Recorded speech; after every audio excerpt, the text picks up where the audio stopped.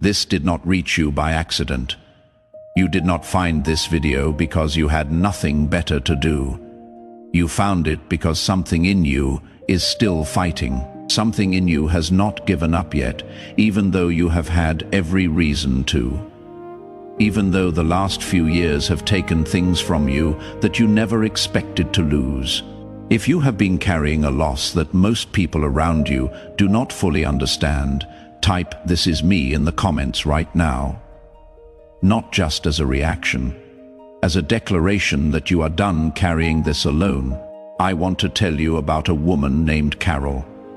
She was 54 years old when her marriage of 27 years ended.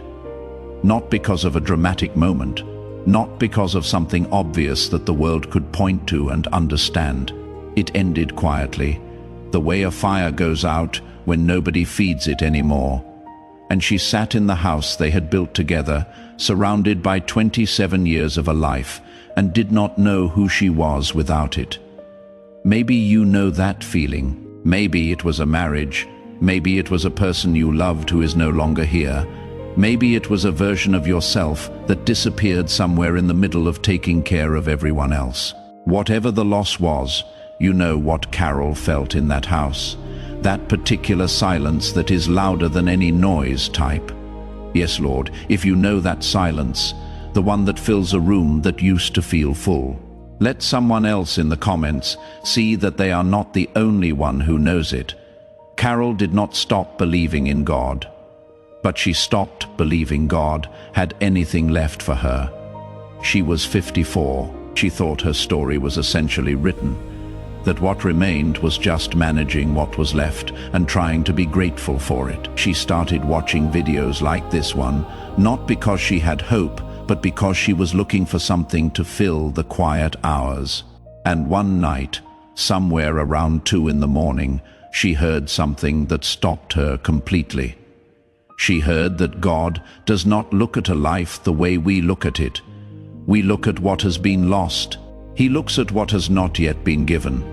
Type "I receive" that if that just landed in your spirit, we look at what is gone.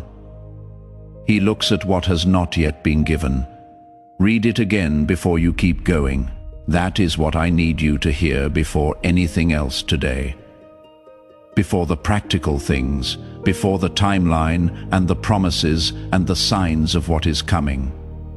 I need you to hear this one thing first. God has not looked away from you. Not for a single moment during all of it. He was in the room when you received the news that changed everything. He was beside you in the days that followed when the world kept moving, and you could not understand how everyone around you was just continuing with their normal lives while yours had been completely rearranged. He was with you on the anniversaries that hit harder than you expected, on the ordinary Tuesday afternoons that used to mean something and now just feel long, on the side of the bed that stays untouched, at the table where there used to be more voices. He was there for all of it, and he has something to say about all of it. Type "He was there" if you needed to hear that today, not just as a theological statement, as something personal. He was specifically there in your specific pain. What God said about you when He watched you walk through everything you have walked through is not what you might expect. He did not say you should be further along by now. He did not say you should have moved on or gotten over it or pulled yourself together by this point. He did not say your best years are behind you. And now it is about maintenance and getting through. What He said was 3 words that I need you to receive carefully.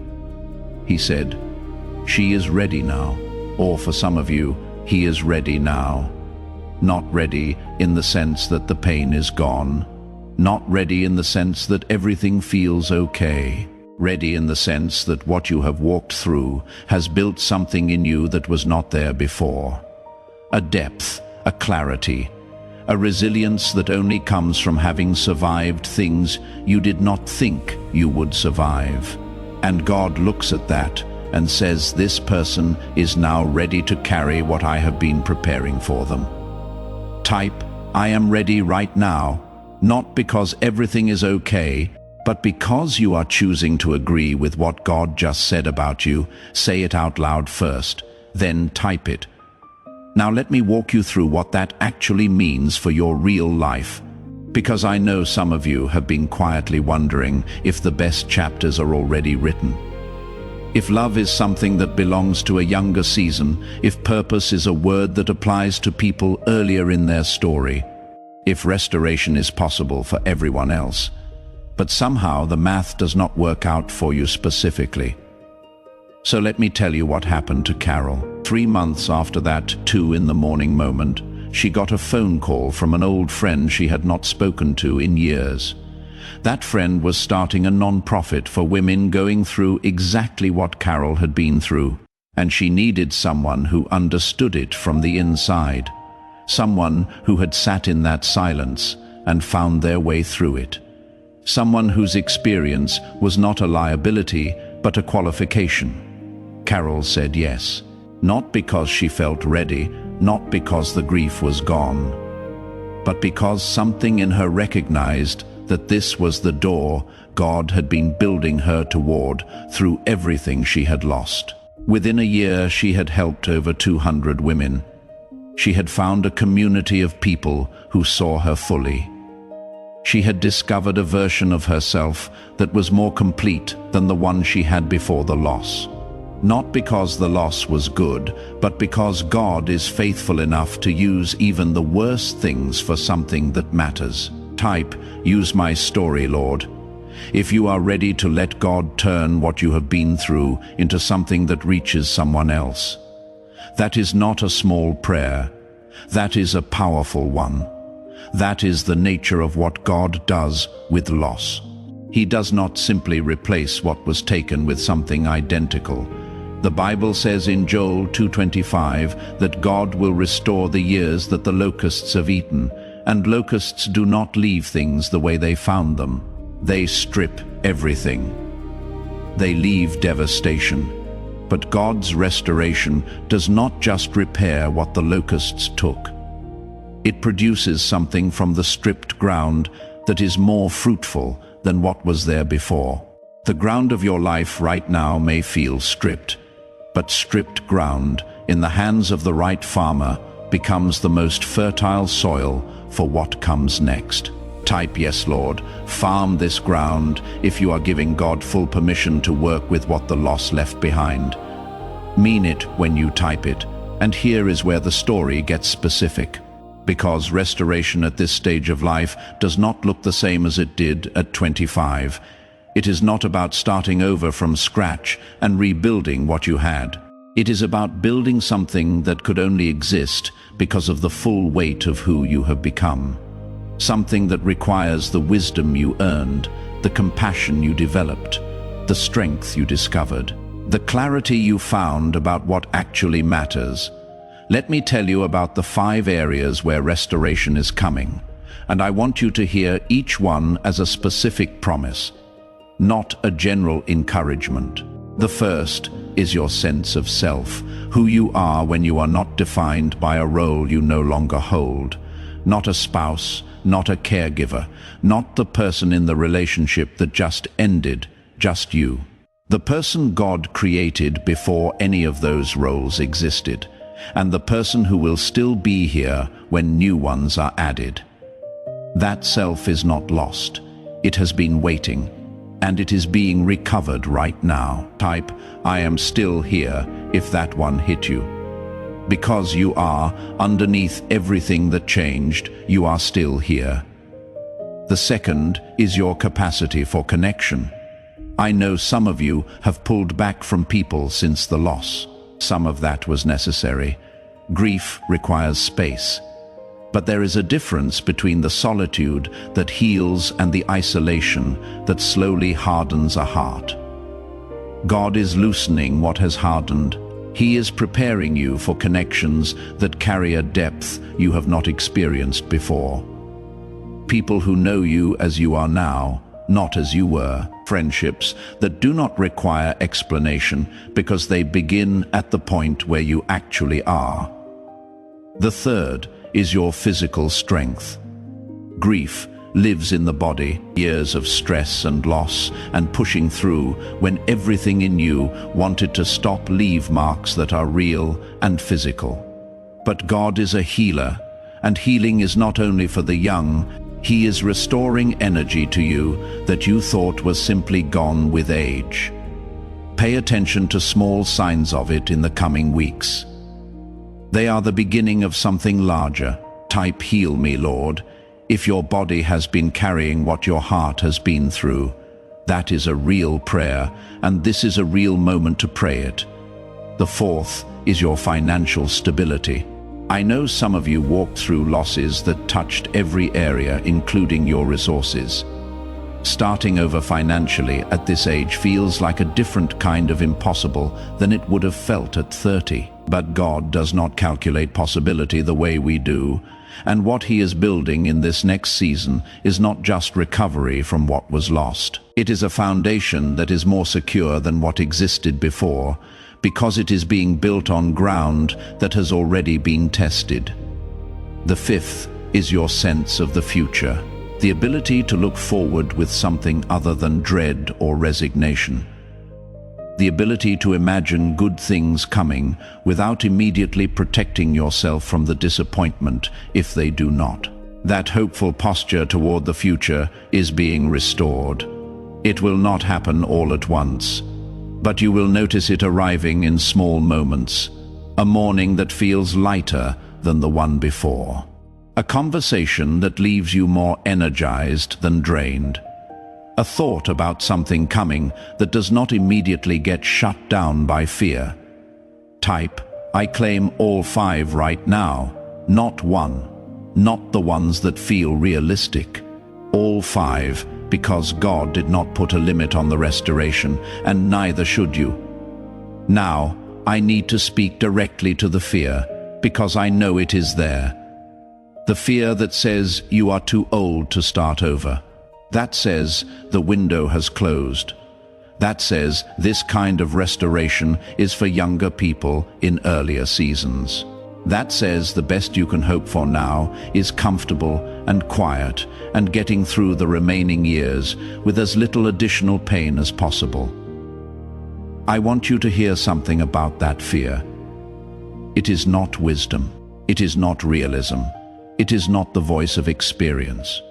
It is the voice of a wound that has not yet fully healed, telling you that the wound is permanent.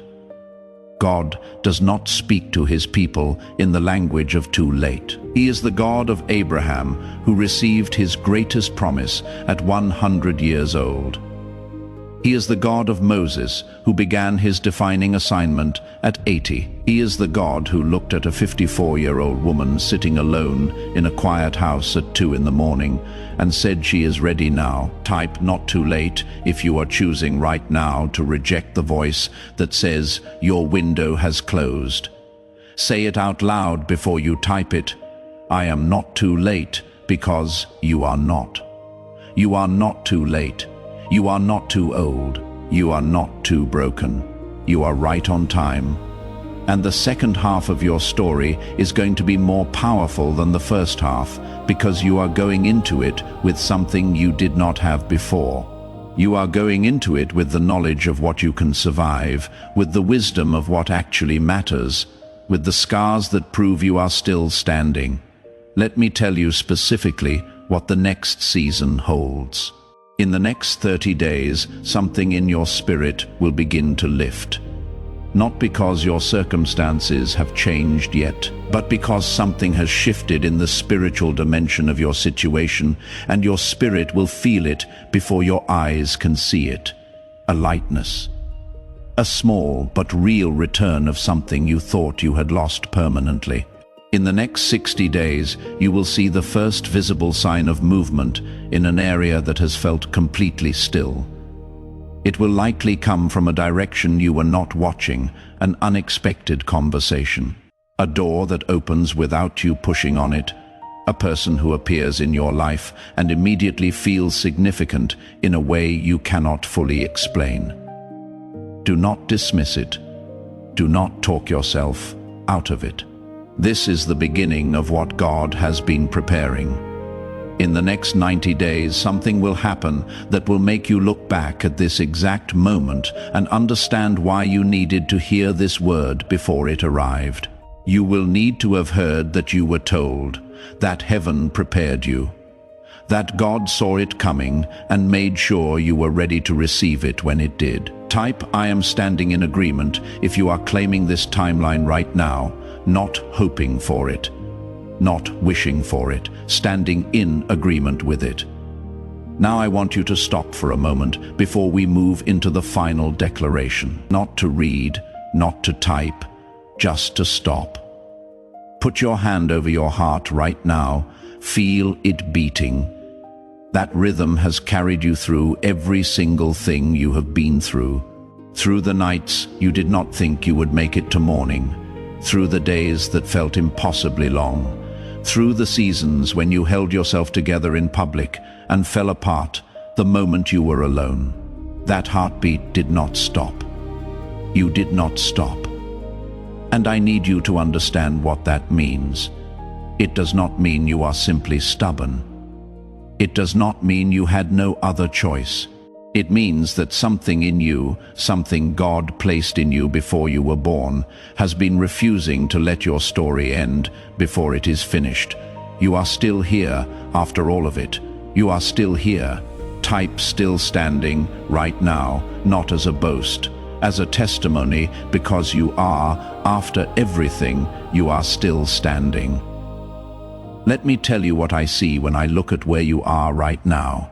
I see someone who has paid a price that most people will never understand, who has carried weight that would have broken someone who had not been built the way you have been built, who has sat in silence that most people are too afraid to even imagine, and survived it. Not perfectly, not without scars, but genuinely, completely survived it.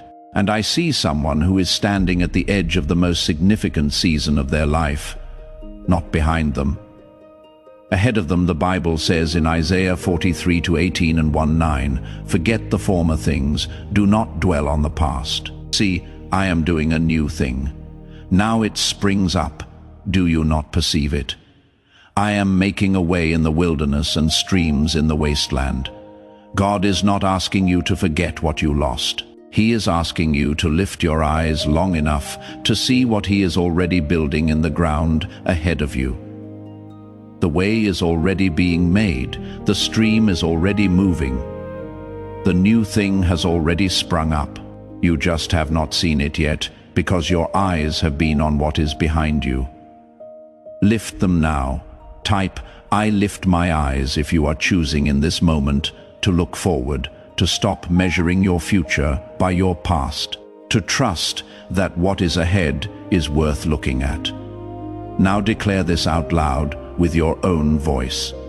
Because there is power in hearing yourself agree with what God has already decided about you, say this with me: I have not missed my window. I have not used up my portion. I have not arrived too late to receive what God prepared for me before I was born. Everything I have lost has been working in ways I could not see towards something I have not yet received. I am not the sum of what was taken from me. I am the fullness of what God is still building in me. This is not the end of my story. This is the chapter before the breakthrough. And I choose today to walk into what is next with open hands and a willing heart. Type "This is my declaration" if you just said that and meant it. Let that be the first line of the testimony you will one day share with someone who is sitting exactly where you are sitting right now. Before you close this video, I want to ask you to do something that goes beyond liking or subscribing. I want to ask you to think about what this message was worth to you today. Not in a theoretical way, in a real way. Think about what it cost Carol to sit in that house at 2 a.m. before she found the word that changed her perspective. Think about what it would have meant to her in that moment to know that someone had invested in making sure that word could reach her. Think about the person right now tonight who is sitting in their own version of that house, who is in the middle of their hardest season, who has not yet heard that God said she is ready now, who has not yet heard that the restoration is already in motion, who has not yet lifted their eyes. That person exists. They are real. And whether this message reaches them tonight depends in part on whether the people it already reached decide it was worth investing in. The link is pinned in the first comment. Click it right now. Give what is in your hand. Not because this channel deserves it, but because that person in their darkest night deserves to find what you found today. Your contribution is not a transaction. It is a decision to send this word further than your own living room. It is a yes that travels into someone else's 2 in the morning and tells them they are not too late either. Click the link in the pinned comment right now, then like this video. Then share it with the one person who came to mind while you were watching. You know who they are. Send it before you talk yourself out of it. Subscribe so you never miss what is coming next on this channel, because what God is building in this next season of your life is going to need words that keep up with where you are going, and this channel will be here with them. God is not finished with you.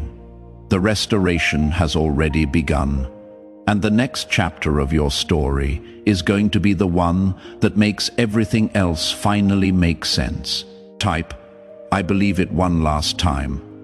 Not because everything is certain yet, but because you are choosing to stand on what God said before the evidence arrives. That is not wishful thinking, that is faith. And faith is exactly what this next season is going to require from you. You are ready, God said so, and now so do you.